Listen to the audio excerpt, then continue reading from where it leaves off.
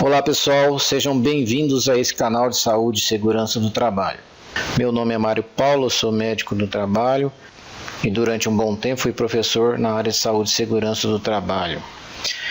Este canal foi idealizado para os profissionais técnicos na área de saúde e segurança do trabalho, mas também pode ser utilizado pelos profissionais de nível superior que estejam iniciando sua jornada na área. Gostaria de pedir que vocês seguissem a sequência das videoaulas para um melhor fluxo do aprendizado.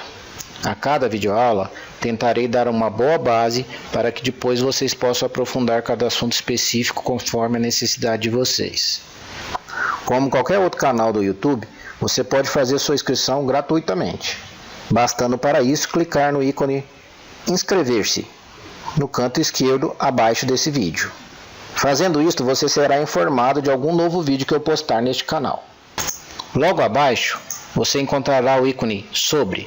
Clicando lá, você terá acesso à bibliografia relacionada a essa videoaula. E, além disso, acesso ao meu LinkedIn, caso vocês queiram saber mais informações sobre a nossa experiência profissional. Espero que todo esse material seja muito útil na prática diária de vocês.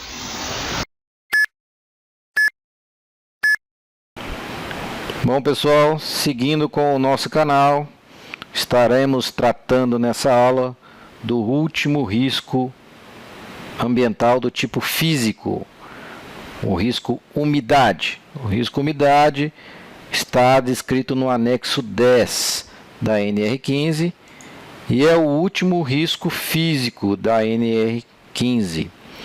Após o anexo 10, o anexo 11, 12 e 13 são riscos químicos e o anexo 14 são riscos biológicos. Então, nesta aula, estaremos tratando do último risco ambiental do tipo físico, então, a umidade. Sempre com aquele princípio de que nós precisamos entender bem o risco. Precisamos saber como esse risco penetra, como ele é absorvido pelo corpo do trabalhador, pois dessa maneira saberemos como proteger esse trabalhador, saberemos como definir o EPI, o EPC, como faremos a proteção coletiva desses trabalhadores. Se nós sabemos como esse risco age, agride a saúde do trabalhador, nós saberemos como controlar a saúde desse trabalhador, ou seja, saberemos como fazer o programa de controle médico desses trabalhadores expostos a esse risco. Peço a vocês que assistam antes a aula de calor e frio, porque nós vimos nessas duas aulas que a umidade é um fator importante no agravamento do risco calor e no agravamento do risco frio. E lá nós citamos o papel da umidade frente a cada um desses riscos. Então, por favor, assistam primeiro às aulas de calor e frio. Nós vimos lá que a alta umidade frente ao calor piora a agressão sobre o trabalhador, bem como a alta umidade em ambientes frios também aumenta o estresse do trabalhador frente a esse agente ambiental. A umidade, ela está descrita, então, como dissemos, na NR15, no seu anexo 10, o último anexo que trata de agentes físicos. A partir daí teremos riscos químicos e biológicos. Então, a umidade, que se encontra presente em algumas atividades, pode esse agente, em algumas situações, trazer consequências à saúde do trabalhador. Então, vamos entender um pouco sobre o excesso de umidade no ambiente laboral. O anexo 10 diz o seguinte: umidade. As atividades ou operações executadas em locais alagados ou encharcados com umidade excessiva capazes de produzir danos à saúde dos trabalhadores serão consideradas insalubres em decorrência de laudo de inspeção realizada no local de trabalho. Daqui a gente colocou esse indivíduo trabalhando num lava-jato, porque esse indivíduo não está trabalhando num local alagado ou encharcado. Mas mesmo assim, nós temos umidade excessiva e pode produzir danos à saúde desse trabalhador, e nós vamos discutir isso. Nem sempre nós podemos levar apenas ao pé da letra, alagados ou encharcados. Esse indivíduo jogando água por cima, por baixo do carro, consequentemente está todo encharcado o seu corpo. A base legal para o risco umidade está lá na CLT, na Lei 6.514/77, que nós já estudamos, no artigo 200, de outras medidas especiais de proteção, está lá. Cabe ao Ministério do Trabalho estabelecer disposições complementares às normas de que se trata esse capítulo, tendo em vista as peculiaridades de cada atividade ou setor de trabalho, especialmente sobre proteção contra insolação, calor, frio, umidade, sobretudo nos trabalhos de céu aberto, com a provisão quanto a este de água potável, alojamento, profilaxia de endemias. Enfim, então aqui a CLT traz a base legal para o risco umidade. Já quanto à base legal para o adicional de insalubridade relativo à umidade, temos definido o adicional de insalubridade nos artigos 189 e 190 da CLT, da Lei 6.514, que está lá dentro da CLT. Então essa é a base legal para o risco umidade e seu adicional de insalubridade. É muito importante, nós já falamos isso em outras aulas, a diferenciação do que é um agente insalubre ou nocivo à saúde do adicional de insalubridade. Nós falamos isso de maneira clara na introdução aos riscos ambientais. Vejam esta aula para que não tenham dúvidas sobre essa conceituação. Muitas vezes se confunde alguma coisa que seja insalubre com o adicional de insalubridade. Muitas vezes uma substância é insalubre, faz mal à saúde, mas não dá direito ao adicional de insalubridade, pois não está dentro da NR15. Então é preciso entender que muitos agentes podem fazer algum mal à saúde do trabalhador, porém não faz jus ao adicional.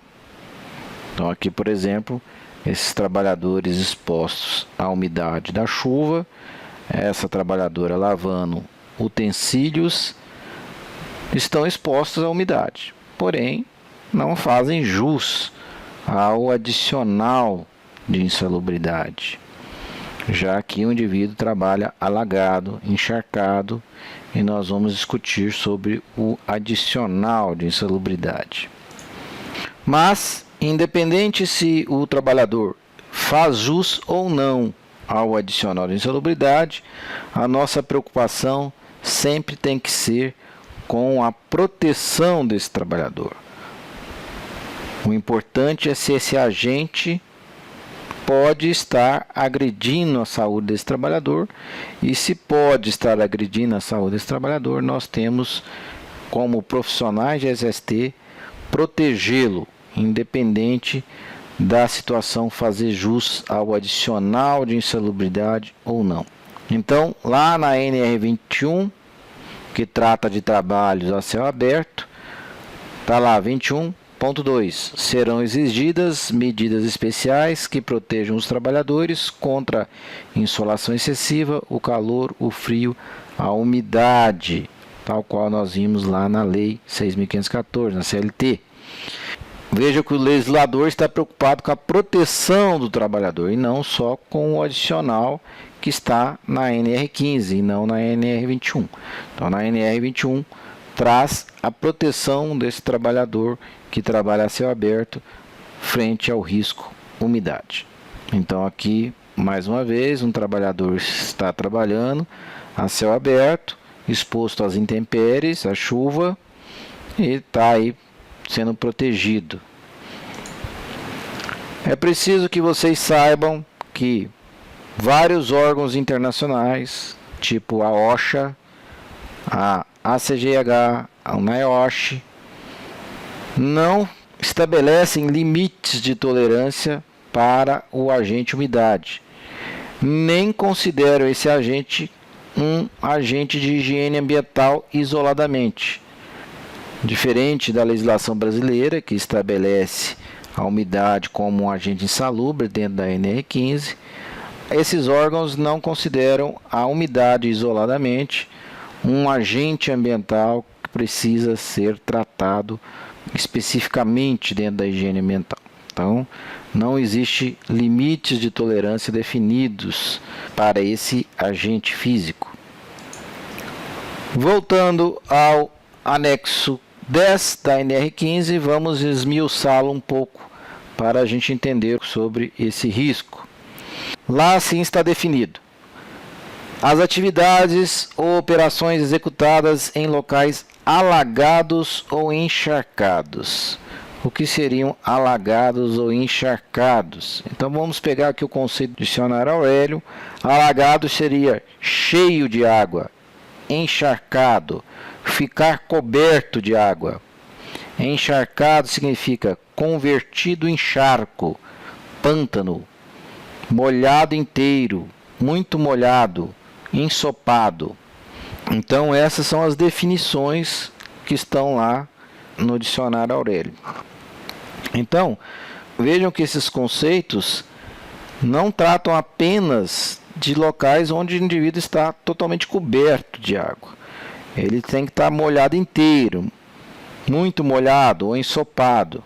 Então, com umidade excessiva, capazes de produzir danos à saúde dos trabalhadores. Essa é a principal característica para a gente definir se há insalubridade ou não.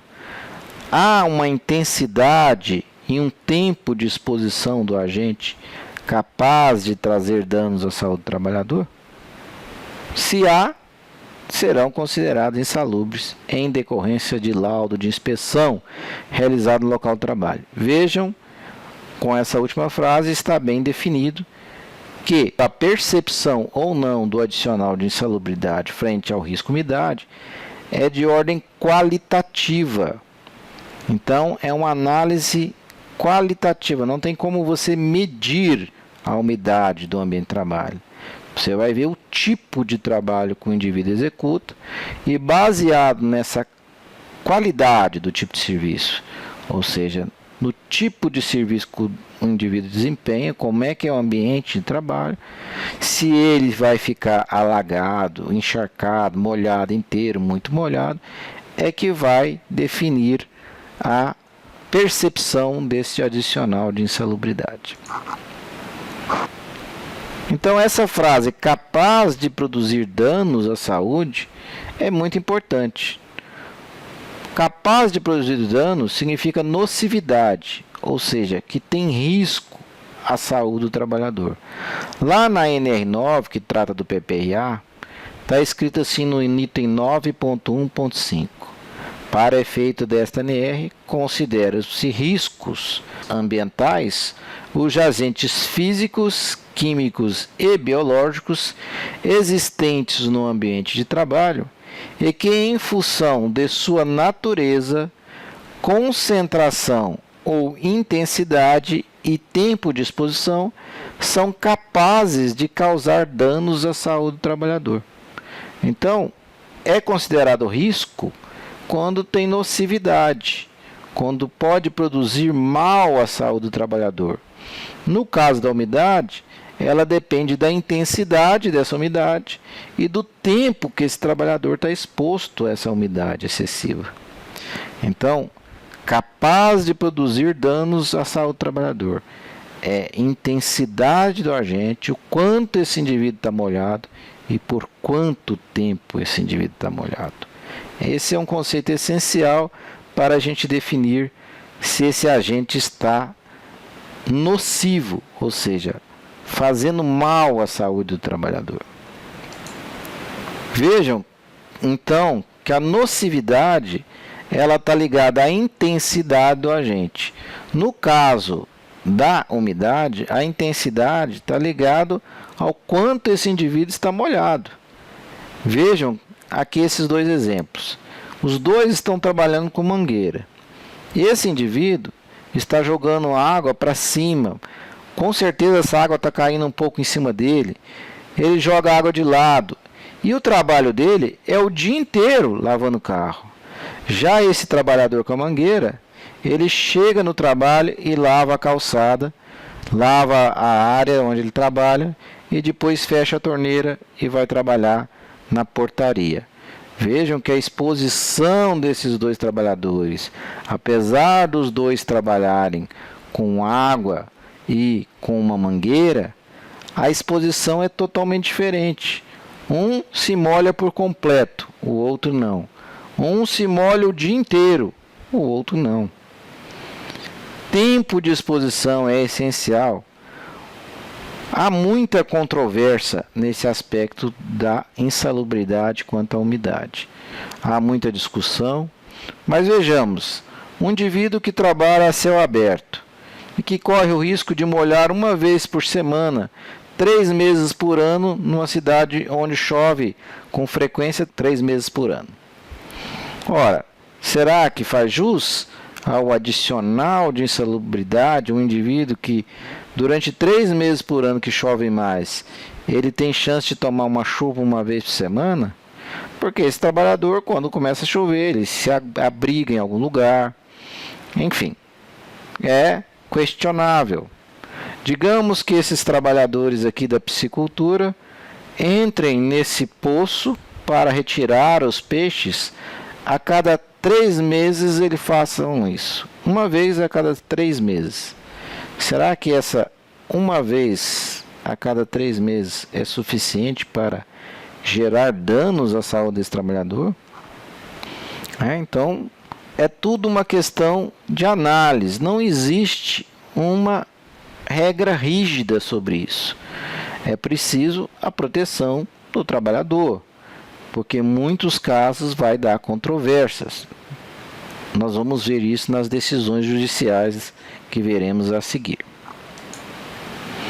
Então, o adicional de insalubridade, frente ao risco umidade, tem gerado muitas controvérsias. É o que sempre dizia um amigo nosso, Lenz Cabral: onde a lei silencia, todos sentenciam. Ou seja, onde a lei silencia, ou seja, onde a lei não é clara, onde ela não especifica adequadamente, onde ela fica com silêncio, com hiato, ou seja, não explica direito, todos querem dizer como deve ser. Então, por o anexo 10 da NR15 ser muito vago, todo mundo sentencia, todo mundo acha da sua maneira o que deve fazer jus ou não ao adicional de insalubridade. E aí vem as grandes controvérsias na justiça frente a esse adicional. Vejamos aqui uma decisão do Tribunal Regional da 23ª Região. Vejam, eles foram favoráveis a um lavador de ônibus adicional de insalubridade por umidade. E aí, vejam bem, está escrito aqui: nos termos do anexo 10 da NR15, são 2 os critérios para caracterização da insalubridade decorrente da umidade: o labor em ambiente alagado ou encharcado, com excessiva umidade e capaz de produzir danos à saúde. Aí define o TRT: não se pode, contudo, restringir aos locais alagados ou encharcados a prestação de atividades legalmente tidas como insalubre, em função da umidade, entendendo-se também àqueles que apresentam-na excessivamente, mas que não são alagadiços ou encharcados. Ora, nós vimos alagados e encharcados. Charco é pântano.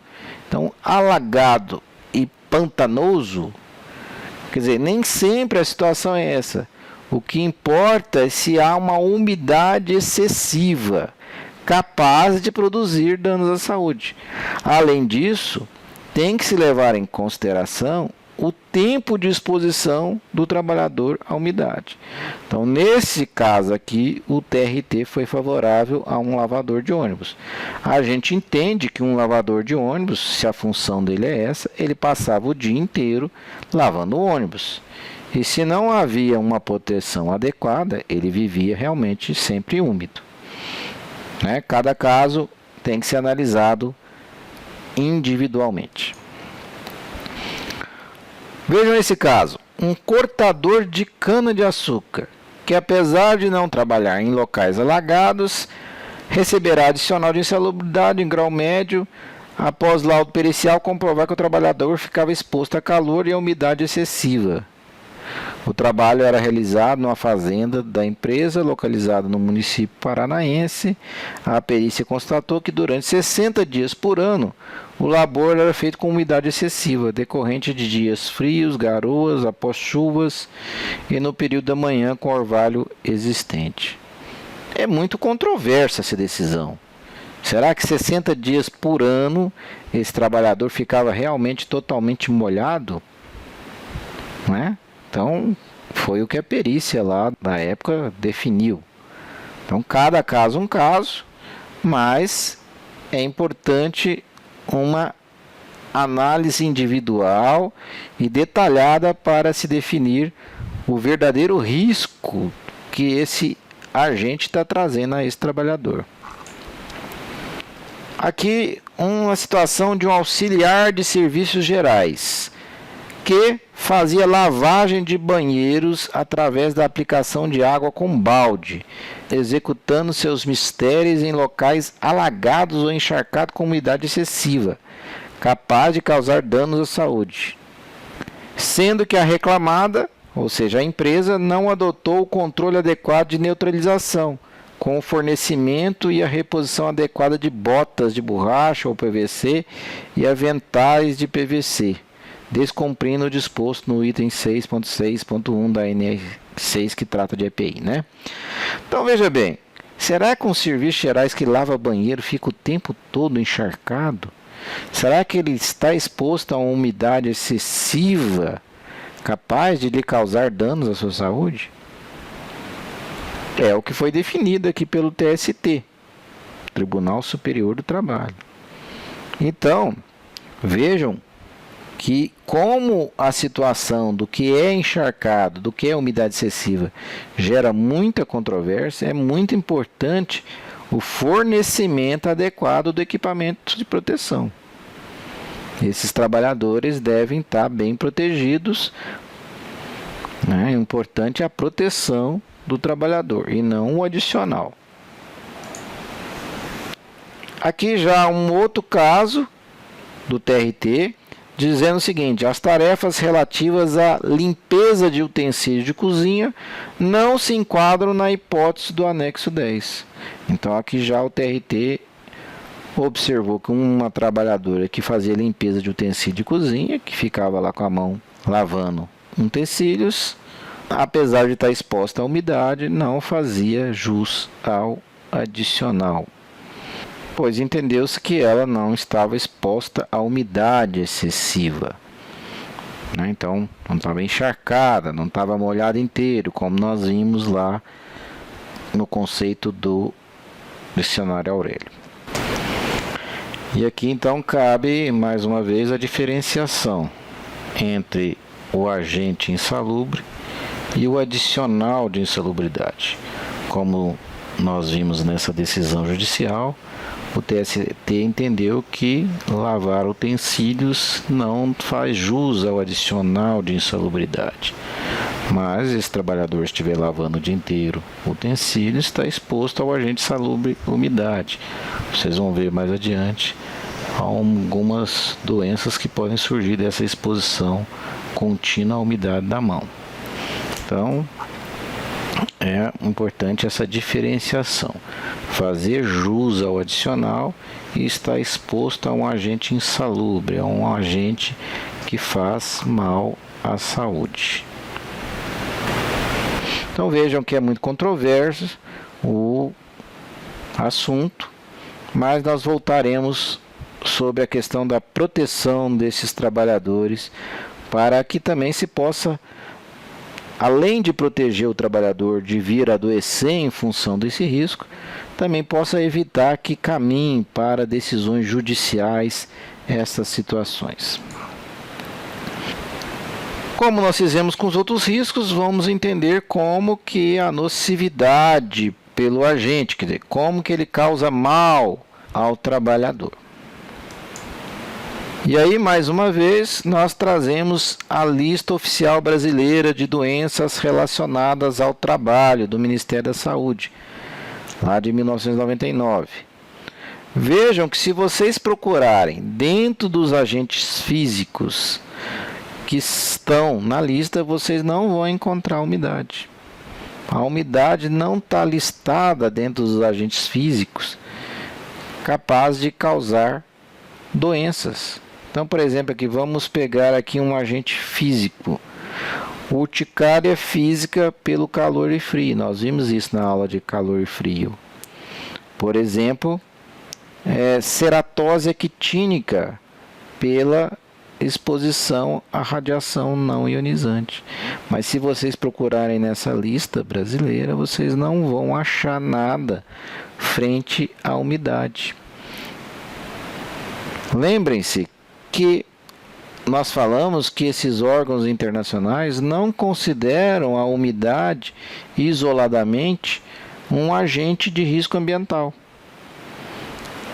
Então, a umidade excessiva, ela danifica a proteção natural da pele, facilitando a ação de agentes biológicos.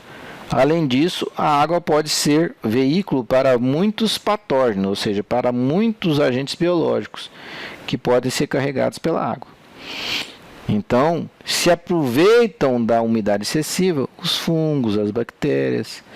E também, quando associado ao risco calor e frio, tem outros efeitos sobre a saúde do trabalhador. Nós vimos lá no início da aula que eu pedi para vocês assistirem a aula de calor e frio antes, porque nós tratamos da umidade nessas aulas.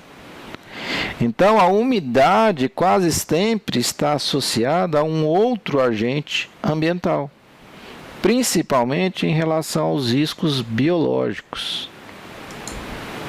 Então, se vocês procurarem lá na lista, dentro dos riscos biológicos, vocês vão ver lá que aparecem umidade.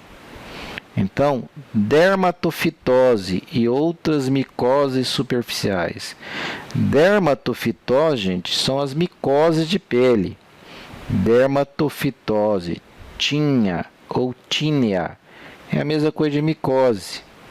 Então, derma quer dizer pele, fitose, fungo. Então, é fungo na pele. Então, dermatofitose são essas micoses de pele e são causadas por um fungo, um agente biológico. Então vamos ver o que está escrito lá na lista.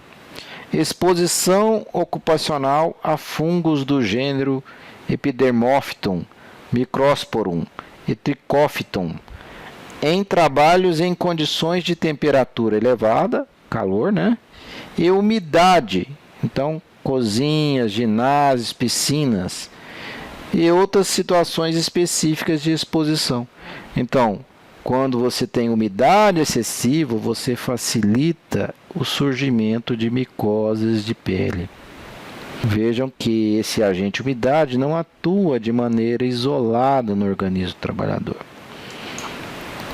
Então vamos ver alguns casos de dermatofitose, de micose, de tinha ou tínia. Né? Então aqui a tinha de pé, ou tinea pedis. Então vejam essas lesões na ponta dos dedos desse indivíduo, né? Ela é caracterizada por essa borda elevada, ó, né? E a mancha com descamação, né? Às vezes com maceração da pele, principalmente no meio dos dedos, né? Que é o chamado pé de atleta, frieira. Então isso aqui é uma micose e está muito ligada ao excesso de umidade e calor. Por isso que começa muito no meio dos dedos, porque é a região mais úmida. O indivíduo não seca direito entre os dedos do pé, e isso facilita o surgimento da micose. Além de aqui ser uma região mais quente no meio dos dedos. Então, o calor com a umidade facilita o surgimento das micoses. Então, aqui a tinha do pé. Aqui a tinha da virilha, né? Ou tinea cruris. Vejam a borda elevada, mais avermelhada, né? E toda a mancha avermelhada. Né? Olha, vejam a borda mais elevada e a mancha avermelhada. Então aqui uma região ignoescrotal do indivíduo. Vejam uma região que geralmente fica muito úmida, suada, quente e onde desenvolve muito micose. Então é muito comum em trabalhadores que estão expostos a excesso de umidade, excesso de calor, trabalham muito suados, não tem tempo para se enxugar adequadamente ou trocar de roupa, pode desenvolver então a tínia ou micose, dermatofitose, nesse caso aqui de virilha. Aqui a tinea de corpo. Vejam mais uma vez a borda elevada, a mancha no centro, né? Então a borda é elevada e essa mancha avermelhada. Então ela pode dar em qualquer parte do corpo. Nós estamos mostrando aqui a chamada tinea corporis, né? A tinea do corpo, que dá em qualquer parte do corpo, na região do tronco, do pescoço, enfim. Aqui localizada na mão, né? Então vejam a borda elevada e a mancha. Então aqui também a borda elevada, pegando todos os dedos, mais uma vez a borda elevada, aqui a borda elevada e a mancha avermelhada. Coça muito, descama e conforme a pessoa às vezes coça, pode inflamar e dar pus. Enfim, juntar-se infecções bacterianas a essa micose.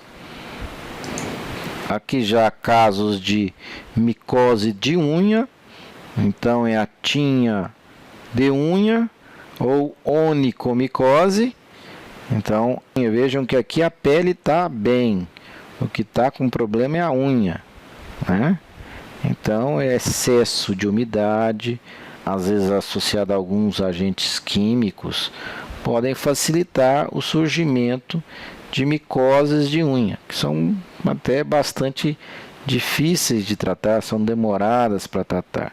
As de mão costumam levar 6 meses o tratamento e as de pé, do dedão, por exemplo, levam até 1 ano o tratamento para que elimine totalmente da unha.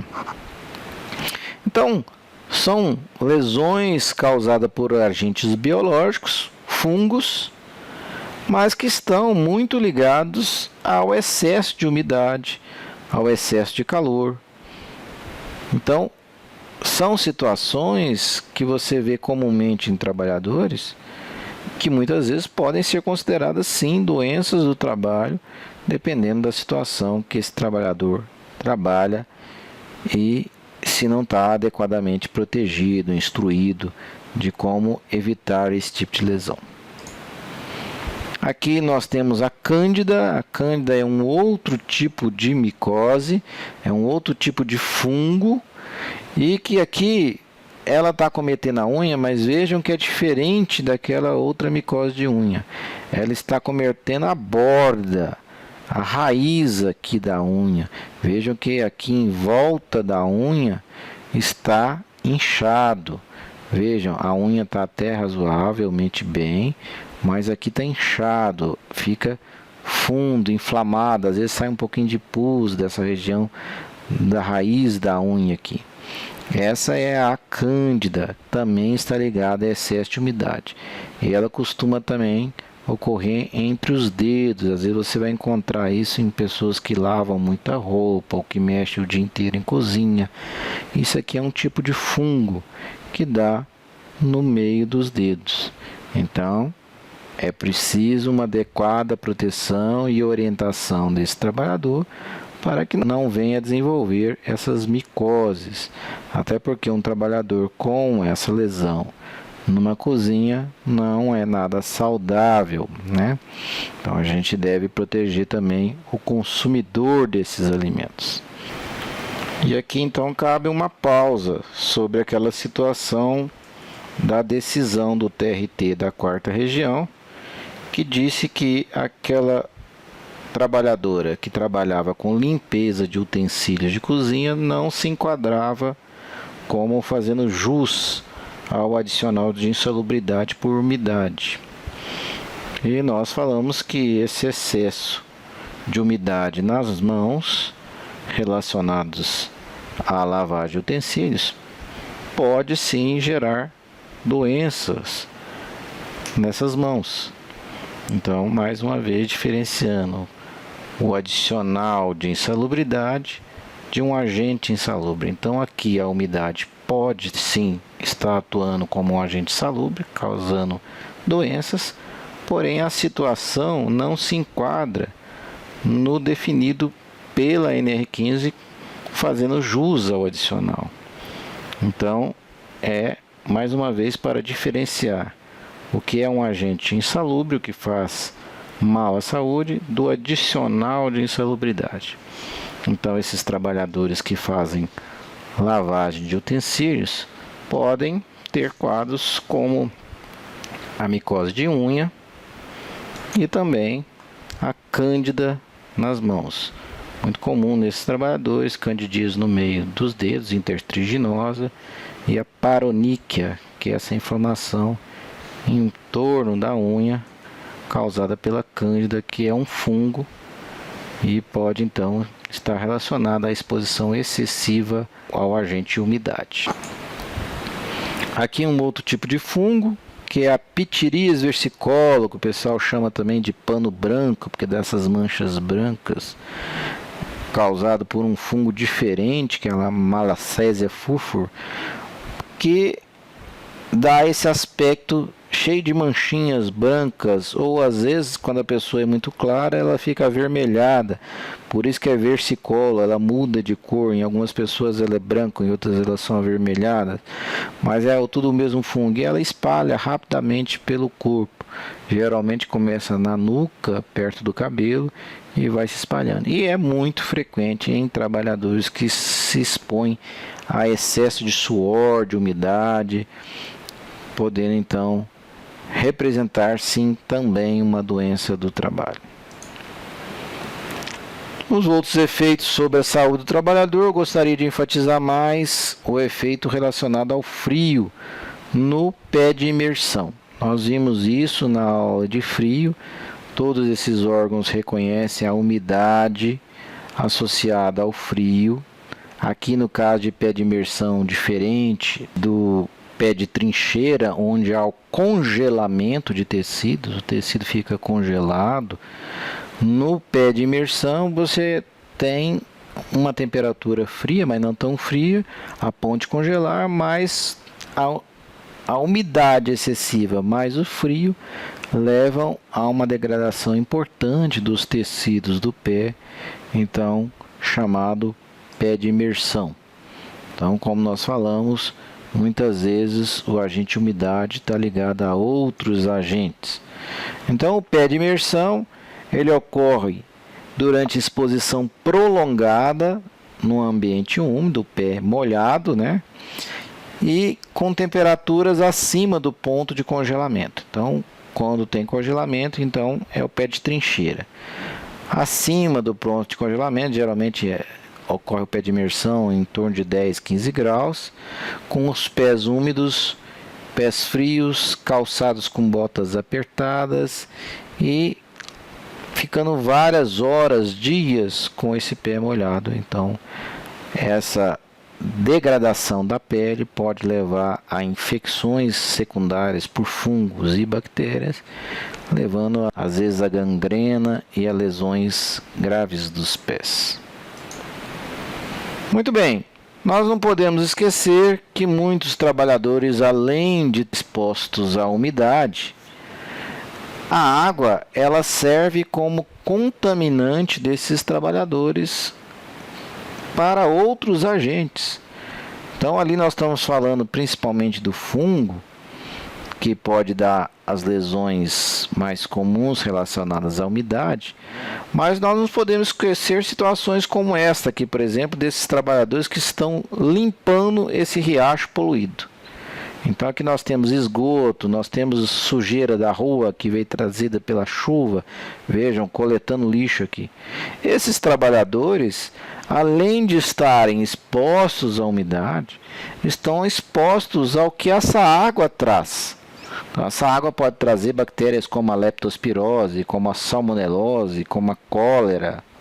Pode trazer vírus de hepatite, vírus rotavírus. Pode trazer parasitas como ameba, giardia, esquistossomose. Então, são todos trabalhadores que estão trabalhando em locais alagados e sujos, poluídos, podendo então o indivíduo adquirir uma doença como essa aqui, uma esquistossomose. A barriga d'água, que é um parasita que afeta o baço, vejam o tamanho do baço desse indivíduo, e o fígado, aumenta bastante o fígado, dando a chamada barriga d'água, a ascite. Então, além da questão da umidade e dos agentes micóticos que podem acometer a pele, nós não podemos esquecer dos trabalhadores que trabalham em região alagadiça, a proteção desse trabalhador contra agentes biológicos mais graves, que poderão levar a doenças mais sérias. Muito bem, agora que a gente está conhecendo melhor o risco umidade, vamos partir para o PPRA e para o PCMSO frente ao risco umidade. Quanto às fontes de uso, nós vimos aí que são várias as atividades que estão expostas à umidade excessiva. Por exemplo, atividades de limpeza em geral, limpeza predial, por exemplo, limpeza de cozinhas, sanitários, galpões, limpeza urbana, como garis, limpeza de galerias, limpeza de açude, rios, como nós estamos vendo aqui, lavação de veículos e, enfim, outras atividades de limpeza. Atividades em açude, rios e lagoas, etc. Desculpa, aqui saiu errado. Então, por exemplo, atividade de piscicultura, de cultura de crustáceos, enfim, de toda aquicultura, indivíduo que cria rãs, etc. Então, atividades em rios, lagoas, açudes, represas, etc. Atividades a céu aberto, o indivíduo que está sujeito a intempéries, chuva, vento, então está exposto à umidade do clima. Atividade de mineração, escavações em construção civil, então o indivíduo na mineração, quando você está cavando, você está exposto à umidade do solo, começa a minar água. Escavações em construção civil, é muito comum o indivíduo durante a construção que está escavando encontrar água e ficar exposto àquela umidade excessiva. Enfim, você pode encontrar em várias atividades a exposição ao risco umidade. Quanto à nocividade, ao mal que faz à saúde, nós vimos aí quais são as possíveis ações desse agente na saúde dos trabalhadores. Ao meio de propagação, a umidade, então, é o contato direto desse agente com o organismo do trabalhador. Quanto à proteção coletiva, nós vimos que as atividades são muito diversas, então a gente tem que proteger esse trabalhador de diversas maneiras também. Mas, entre elas, o revezamento para diminuir o tempo que esse trabalhador fica exposto à umidade excessiva, instalações sanitárias adequadas para secagem e troca da roupa quando o indivíduo estiver muito molhado, abrigar o indivíduo contra intempéries. Então, aquele caso daquele cortador de cana que ficava sujeito às intempéries, se houvesse um lugar para quando chover ele ficar abrigado, não se justificaria o adicional de insalubridade, porque você estaria protegendo esse trabalhador. Então é muito importante que esses trabalhadores tenham uma proteção contra as intempéries. Nós vimos lá que está descrito na NR21, trabalho em céu aberto, e nós vimos que gera muitas controvérsias nas decisões do adicional de insalubridade. A automação de processos de risco. Então, vejam que aqui a máquina está fazendo a lavagem do carro e em muitas situações isso é o que é feito para evitar a exposição direta desse trabalhador à umidade excessiva. Isolamento de processos. Então, processos que podem espirrar água excessiva, pode molhar muito o ambiente, talvez o isolamento daquele processo para que só um trabalhador molhe, não molhe outros trabalhadores. Enfim, cada caso um caso. Treinamento e informação dos trabalhadores. É muito importante que esses trabalhadores sejam treinados sobre o risco de ficar o tempo todo molhado e de como se proteger desse excesso de umidade. Quanto ao EPI, nós vimos que é essencial, haja vista a controvérsia que há em relação às situações que são geradoras de adicional de insalubridade. Além disso, uma adequada proteção do trabalhador, que é mais importante de qualquer coisa, nós conhecermos equipamentos para cada situação. Então, por exemplo, esse macacão, ele vem já conectado na bota, não há separação entre bota e calça, é tudo emendado, então não tem possibilidade da água entrar entre a bota e a calça, né? Diferente desse aqui que são duas peças. E aí, por exemplo, capa de chuva, então macacão, capas, é muito importante. Eu pus aqui o calor e suor, revezamento e pausa, porque veja bem, se o indivíduo trabalha com a roupa dessa, você está tentando evitar a umidade, mas se for muito quente, ele vai suar muito e vai ficar úmido. Então o tiro vai sair pela culatra. Então é importante lembrar do calor e do suor quando se pensa em umidade. Então, esses indivíduos que trabalham com roupas desse tipo, que são impermeáveis, também sentem mais calor. Então, é preciso que haja um revezamento para ele tirar essa roupa, deixar secar e não fique muito suado e úmido lá dentro. A questão de usar aventais, em algumas situações, protegem adequadamente, luvas, botas, perneiras, enfim, são várias situações que estão expostas à umidade, então vários EPIs diferentes para proteger esses trabalhadores. Quanto ao PCMSO, não há exames específicos. Não tem um exame que você vai fazer para detectar se o indivíduo está exposto a excesso de umidade. Não existe esse exame. O que o médico vai ter que fazer, definir no PCMSO, é uma ênfase do exame médico para as lesões específicas das patologias relacionadas à umidade, principalmente as patologias de pele, as micoses, né? Então, ênfase no exame médico nas questões dermatológicas ou ênfase nas queixas dos pacientes, queixas relacionadas a surgimento de manchas, a surgimento de coceiras, a surgimento de lesões de pele, né? Devemos procurar restringir aos trabalhadores com doenças de pele, alérgicos e pacientes com doenças circulatórias periféricas a atividades que estão expostas a excesso de umidade, porque já que vai acometer a pele, em indivíduos que já têm problema de pele, aumenta o risco desses trabalhadores. Palestras educativas devem sempre ser definidas no PCMSO para que esses trabalhadores conheçam as doenças relacionadas à umidade e saibam prevenir ou identificar o começo da doença e já procurar atendimento médico. Muito bem, quanto à insalubridade, nós vimos aí que ela está definida no anexo 10, então o anexo 10 define a umidade em um adicional de grau médio, 20% do salário mínimo. Então, os trabalhadores que forem enquadrados dentro daquela umidade e tempo de exposição excessivo, com toda aquela controvérsia que nós vimos, se fizer jus ao adicional de insalubridade, esse adicional é de grau médio, 20% sobre o salário mínimo. Quanto à periculosidade, não é considerado um agente perigoso, portanto não está definido na NR16.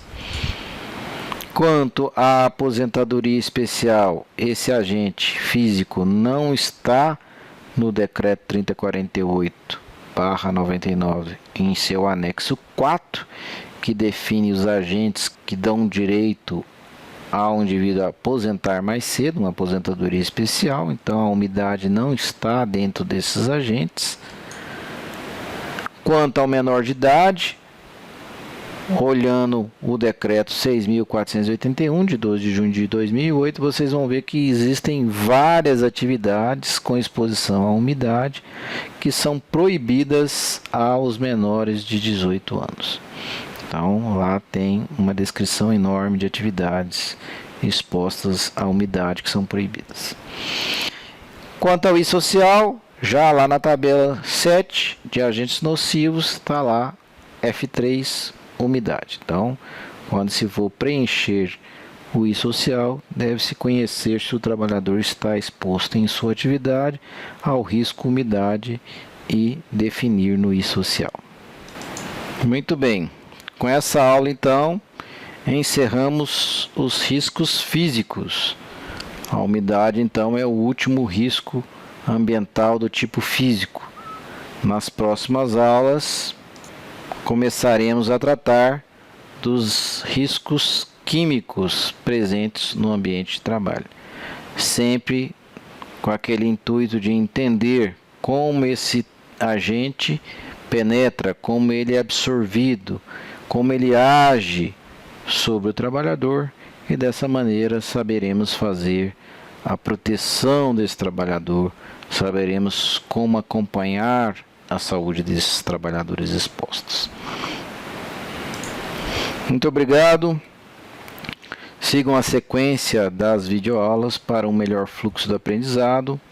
Façam críticas, façam sugestões para que a gente possa aprimorar este canal e levar cada vez mais informações aos mais diversos cantos deste país. Muito obrigado mais uma vez pela participação de todos.